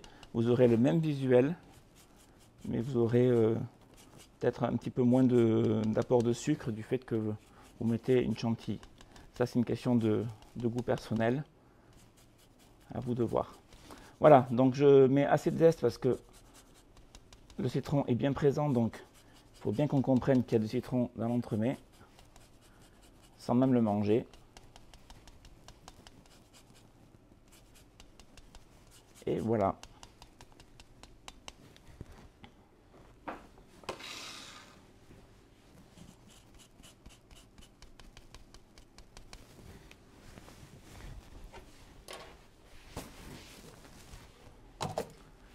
Donc voilà, l'entremets est prêt à être dégusté. Vous pourrez le déguster immédiatement étant donné qu'il n'a pas subi de congélation, contrairement à beaucoup d'entremets qui sont nappés avec un glaçage miroir. Donc celui-ci n'a subi qu'une réfrigération. Donc là, à ce stade de la recette, vous le mettez dans le frigo jusqu'à l'heure de le déguster. Et puis 10 minutes avant, vous sortez du frigo et vous le servez à vos convives. Voilà, c'était mon bavarois framboise citron vert. J'espère que cette recette vous aura plu.